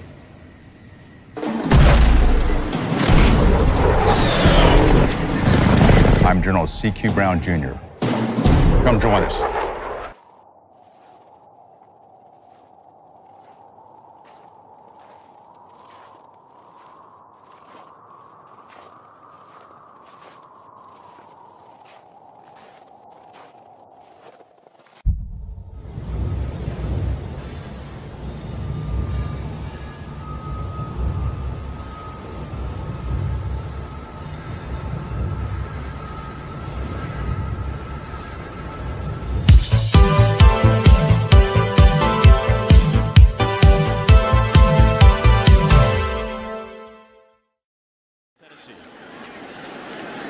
Play fake to Haskins. He's got time. Look at end zone. Deflected and picked off. Off the hands of Josh Wiley and intercepted. Willis. And he has that ball punched out loose from the backside. It is Bears football. Year 2 to year 3, etc. What do you like to see from your position in a front office as an executive as you see a big run here? Breaking loose. Peterman lofts it. Got a man in Ford. Big block. Get rewarded with a big pass play. Isaiah Ford. Welcome back to Shawn and Maya in the morning on Sports Zone Chicago. Those clips courtesy of Fox. That was the good guys. The good guys. I like it. I like it a lot. Preseason game 1, which I was at over at Soldier Field. It was a great time. I got to spend it with my cousins. One of my cousins who was in, actually left last night. Who was in from California for 10 days. And then 2 more of my cousins, 2 other ones who lived here as well, got to go and hang out and watch the game. It was great time spending time with family and also catching the Chicago Bears. We just got done with Eric Lambert, from Sports Mockery, talking Bears football. And you know what, he was, man. So no matter, you went to Indy. No, I went to Indy. Oh, went to Indy, took over the territory. I thought she said you went to Indy. You know what was really funny? I said it on the show on Wednesday. Like, anyone want to go to Indy with me? Because I would go. I didn't want to go drive down there by myself. I mean, obviously I knew I would have run into people I knew, but I was looking for someone to go to with me. I wanted to see. Nomad, you said, what time is the game tomorrow? I want to say noon. No, 6 o'clock. Damn, it should be noon. What the hell? All right, 6 o'clock on Fox tomorrow. I'm looking at the paper right now. 6 p.m. Fox 32. Okay, I guess. No, the other way, Brandon. The other way. You're going left. 2 hours. You're 2 hours behind us. So yeah. So it would be 6 o'clock our time. Yeah, it's on NFL Network, and don't worry, on NFL Network, but it's also being broadcast here on our local station, Fox 32. So, in that clip that coming out of break, Terrell Lewis had 2 sacks on last week on Saturday, had a sack, 2 sacks, but also had a forced fumble as well. That's that dude. All right, guys, I've been on him since when they signed him. When they signed him, and I was like, whoa, wait a minute. The Bears got him? If you've been following my show, you know how I've been on a soapbox screaming the talents of this guy. All right. He was a stud at Alabama. He was unable to play to the level he did at Alabama when he got to the NFL due to injury. He was with the Rams. due to injury. He's healthy now. He's healthy and he's fine. He's trying to make his NFL dream come true because he hasn't had his second contract. All right. He wants a big contract and he's going to do everything he can. He may or may not get it. I don't know. But you keep rushing the passer like he has, he's going to get an extension. All right. You keep being that pain in the ass, that one. And he end up turning out to be, I don't want to say a superstar. Okay. He may end up being a star. He may end up being a guy that you're going to have to game plan around. Because if he's a guy you have to game plan around. And Yannick Ngakoue is a guy who hasn't had anything less than 8 sacks in his 8-year career. Now you got an issue.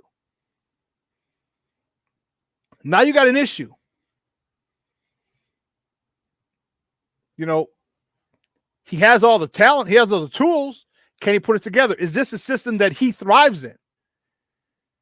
So you're putting a guy in a system who's fighting for his NFL life or trying to find a spot, land a spot. And I'll tell you what, most of the guys on this defense like this defense. They like their teammates. They like that squad. They like that side of the ball. And when you're in a comfortable position, I get it. It's the NFL. And you're trying to make money. You got to make money to feed you and your family and your peoples. I get it. But when you're building something special, you want to be part of it. And guys are they're competing. Brand, I saw that and the word came to mind. I saw it. You want to be elite, you have to compete. All right, they're competing. They want to be here. They see the writing on the wall. They know where this defense is going. They know exactly where this defense is going. And they know exactly where this offense is going too, which means this team is going to be a force to be reckoned with.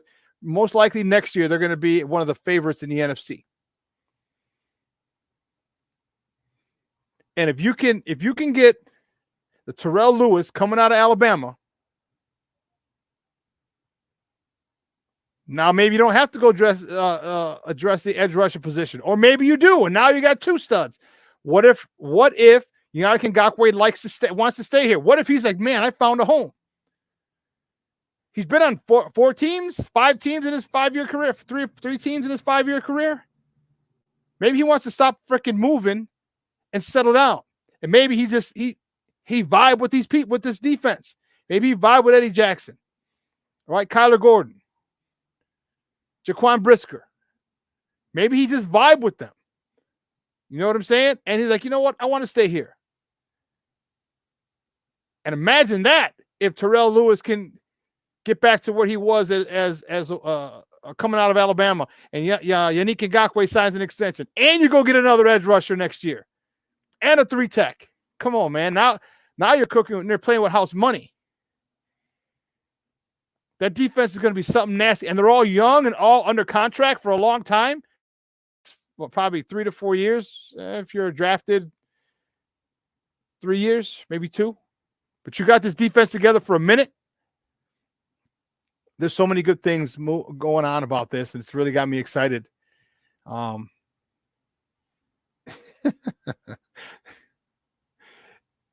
Shorty, after Justin wins MVP this year, there would definitely be NFC favorites next year. Hey, you know what? From your lips to God's ears, man. I'll tell you.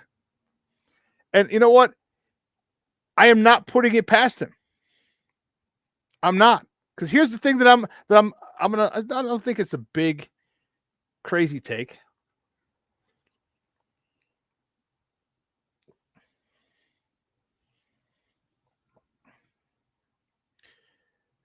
You've all heard of the phrase, the sum is greater than its parts, right? But we also all know, most of us have played football and we've lived it, that there are elements, okay, when combined with other elements, give them a lot more strength. Basically the same thing. The sum is greater than the parts. Okay. So you add this and this, and it creates a crazy, compound. Just these 2 things.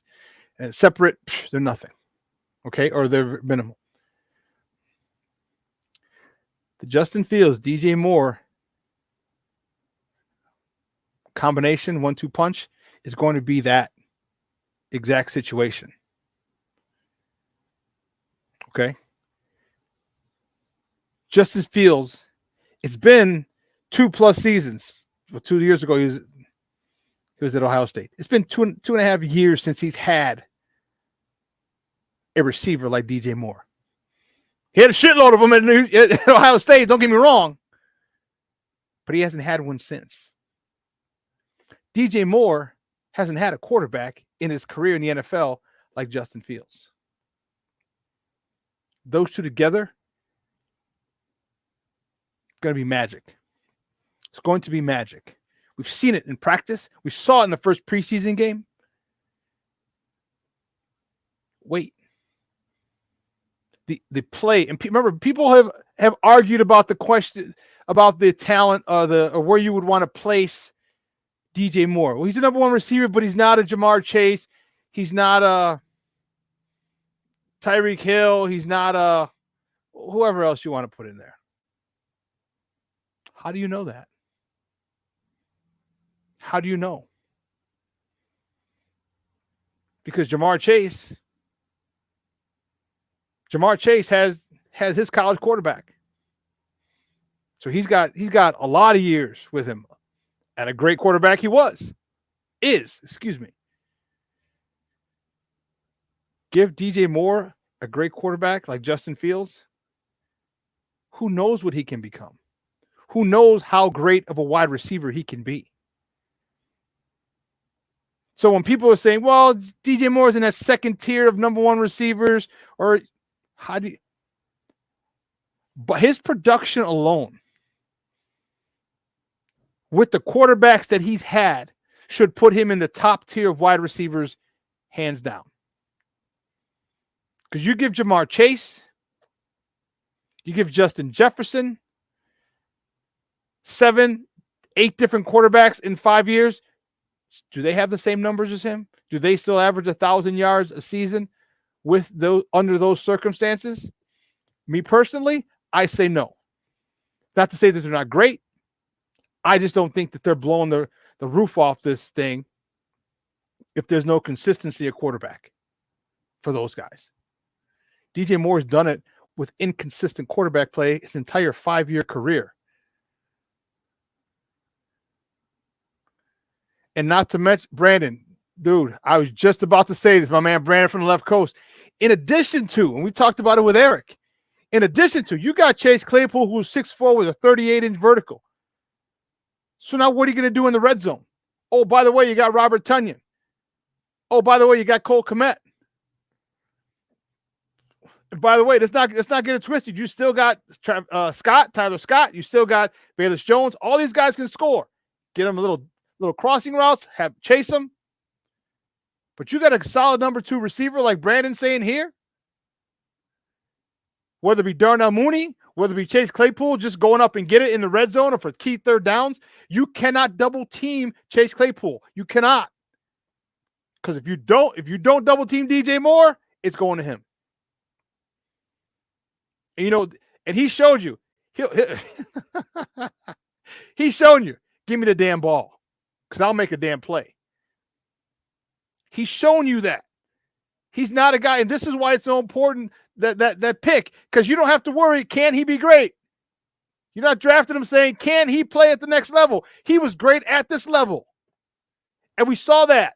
The first day they put on pads, the first spring training, I said spring training, the first preseason game, you saw it.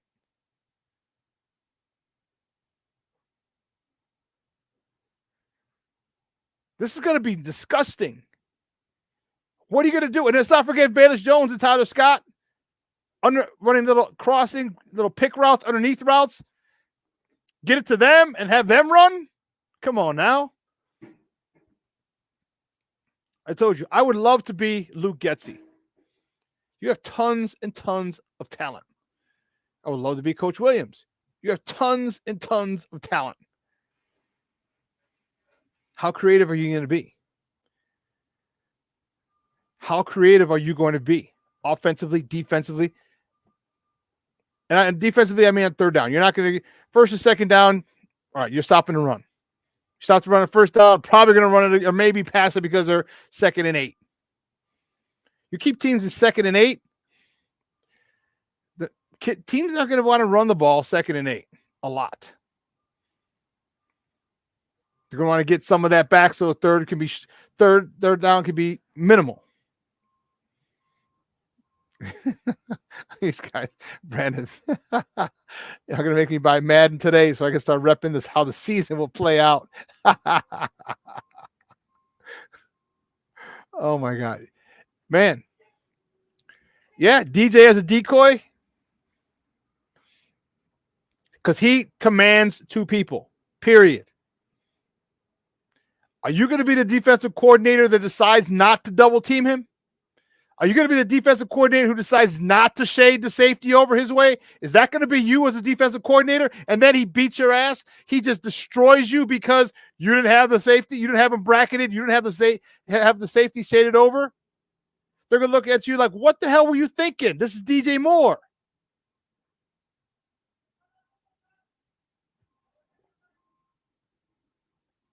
And because you do that, Chase Claypool, you better eat. This is your contract year. Darnell Mooney, you better eat. This is your contract year. Robert Tonyan, you better eat. You got a whole city and a team to impress, seeing that you came from up north. Robert or Cole Kmet, you better eat. You just got that big contract after one good year. Tyler Scott, you want to stay here for a long time? You want to make an impression? You better eat. Everybody's got a shot. Everybody's got a reason. Everyone's got a reason.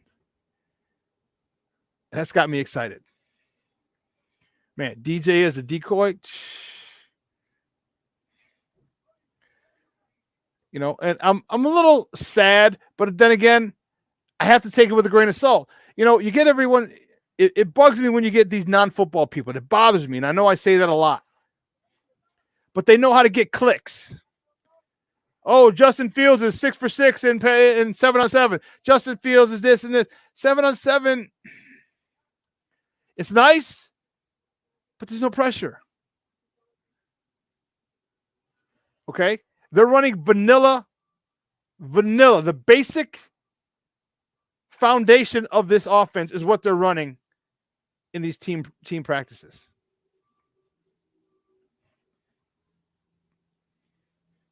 So the fact that people have written that, oh, they didn't look very good, okay, I take it with a grain of salt. First of all, I need to see the source. Because I don't trust everybody when they tell me about football. Oh, he didn't look good. He did this. He did that. Okay. Everyone's talking about Leatherwood. When I watched Leatherwood on Sunday, I watched him maul his men, get up to the second level.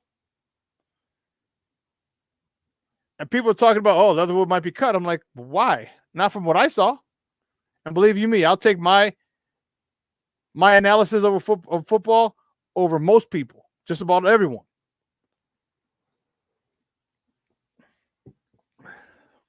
There are a lot of guys who are probably as good as me. Very few who are better. A lot of guys who are as good as me. Very few who are better. So I need my eyes to see. My eyes to see. And that's why I was asking. Anyone wanted to go to Indy? No, man, I should have called you. I should have reached out to you. Let's go down to Indy. Just go down and come back. So in the future, you know what? If they play Indy next year, or if they play, you know, I'm telling you, when I was at the game and I was at camp, Alex Leatherwood, first of all, you didn't hear his name. You didn't hear his name, which is good. Holding this guy, offside, false start, whatever. Didn't hear his name. That's for starters. That's a great thing.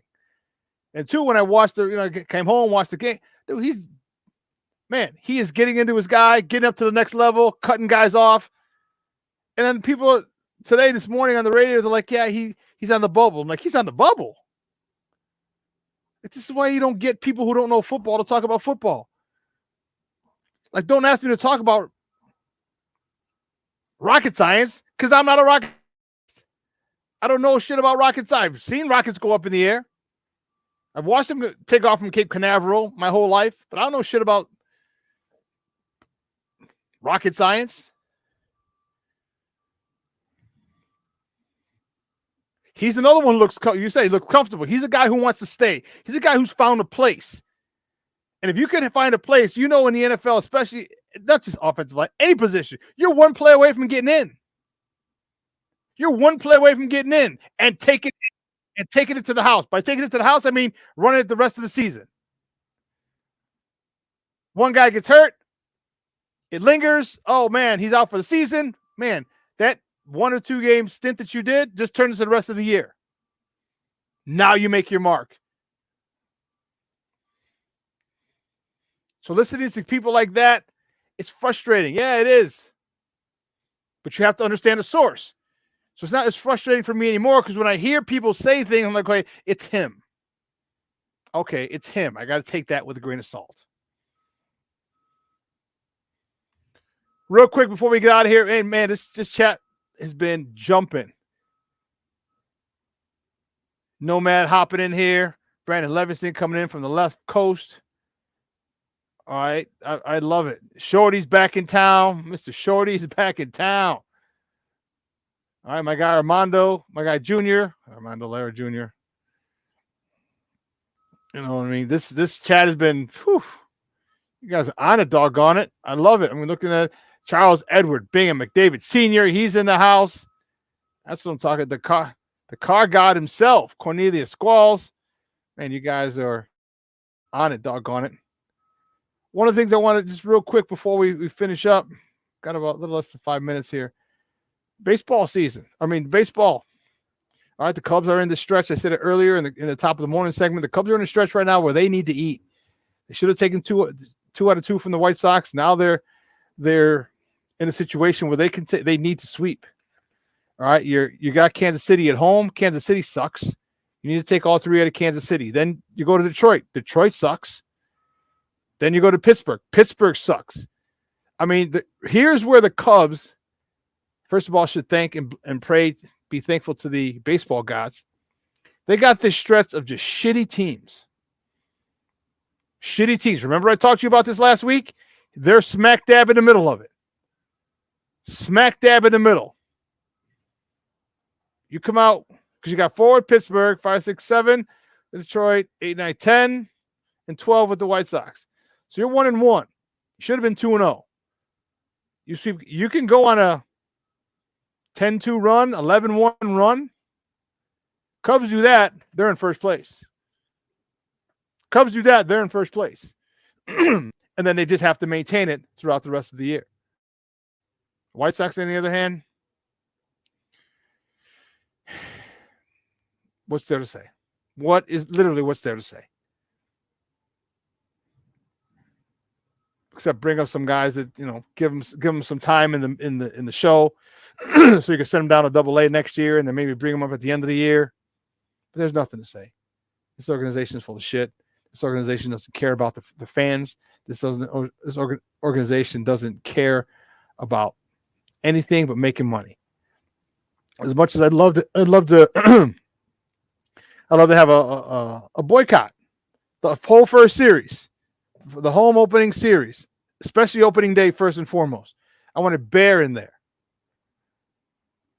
Less fans than there are now. Give me like 2,000 fans in a whole stadium.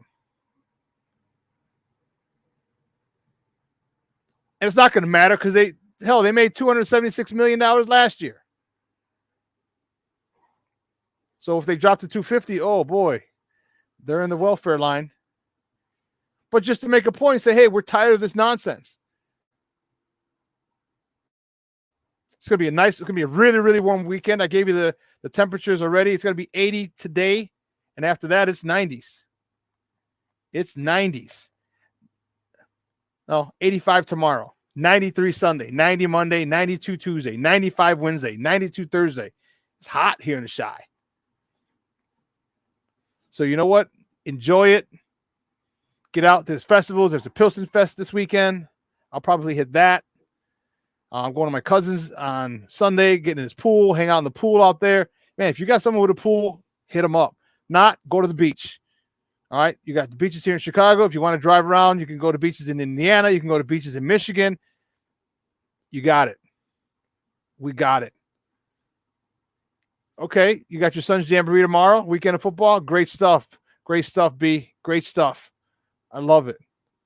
I love it. Well, listen, 2 hours is come and gone. I want to thank my guest, Eric Lambert from Sports Mockery, for coming on, talking Bears football. And I want to thank you guys for coming on and jumping on and just keeping this chat room jumping.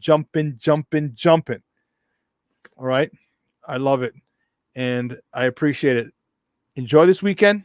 It's going to be fun. It's going to be awesome. All right. Low to mid 80s, high 90, low 90s on Sunday. Beautiful. Enjoy your family, your friends, your loved ones. Okay. Please do. You don't know how long you have left. Man, those of you know, I just had my aunt just recently passed, and that was my mom's best friend, and that was one of my, my godmother. And it's tough. We're still going through it. So when I say make sure you spend time with your loved ones, do that, man. You just never know. All right. Well, guys, for everyone here at Sports Zone Chicago, from Elliot Baez, our executive producer, to Clarence Council III, our social media guy, and to Maya, my co-host, I'm your boy, the SuperBack, Shawn Sierra.